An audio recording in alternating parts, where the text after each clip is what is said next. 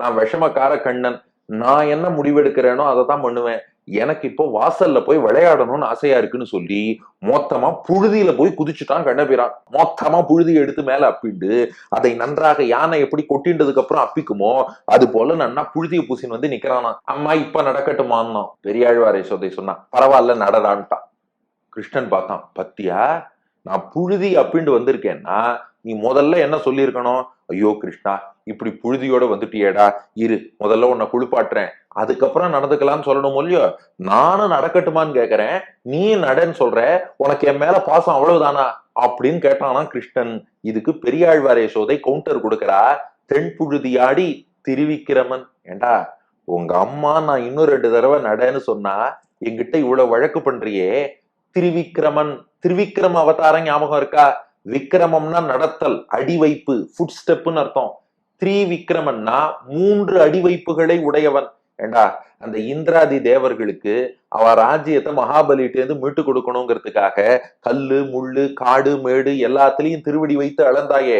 ஓரடியால் மண்ணுலகத்தை அளந்து மற்றொரு அடியால் விண்ணுலகத்தை அளந்து 3வது அடியை எங்க வைக்கிறதுன்னு மகாபலியை பார்த்து நீ கேள்வி கேட்க அவன் என் தலைமையிலேயே 3வது அடியை வச்சுக்கொண்டு பிரார்த்திக்க இவ்வளவு பெரிய காரியமெல்லாம் பண்ணாயே. ஏண்டா நான் உன்னை மண்ணுக்கும் விண்ணுக்குமா நடக்க சொன்னேன். தேவர்கள் அவ தங்கள் காரியம் ஆனா போதும்னு நினைக்கிறவா, ராஜ்யத்தை நாடக்கூடியவா, அந்த காரியத்துக்கு உன் உதவி தேவைன்னு வந்தவா, அவர்களுக்காக மண்ணும் விண்ணும் எல்லாம் நடந்து காமிச்சவன். எனக்கு ஒரு 4 அடி அப்படி நடந்து போ பின்னழக ரசிக்கிறேன்னு சொன்னா எங்கிட்ட நீ வழக்கு பண்ணலாமா?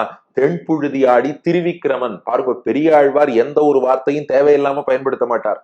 தேவர்களுக்காக அவ்வளவு அடிவைப்பு எடுத்து வைத்து நடந்தவன் நீ எனக்காக 2 அடி நடக்க மாட்டியா? நடடா திருவிக்கிரமா. கிருஷ்ணன் சொன்னானா, அப்படி இல்லம்மா, புழுதி படிஞ்சிருக்கோ இல்லையோ இதெல்லாம் கொஞ்சம் அலம்பிண்டு நான் குளிச்சுட்டு வந்தா அழகா நடக்கலாமே. பெரியாழ்வாரை சொல்லி சிரிச்சாலாம், டேய் புழுதி படிஞ்சாலும் நீ இன்னும் அழகா இருக்கடா. ஏற்கனவே நீ நல்லா தேஜஸோடு பிரகாசிக்கிற, வியர்வை வேர்த்து அத்தோட புழுதியும் கலக்கும் போது உனக்கு தேஜஸ் குறையலடா. நமக்கெல்லாம் சாதாரணமாவே முகம் டல்லா இருக்கும், இன்னும் வேர்த்து வேற போயிட்டோம்னா சுத்தம் அவ்வளவுதான். ஆனா கிருஷ்ணனுக்கு எப்படின்னா புழுதி எல்லாம் பிண்டு வேர்த்துண்டு வந்தா முத்து முத்தா வேர்க்கிறது, புழுதி எல்லாம் நட்சத்திரம் போல பிரகாசிக்கிறது. ஐயோ அதுவே அழகாதாண்டா இருக்கு.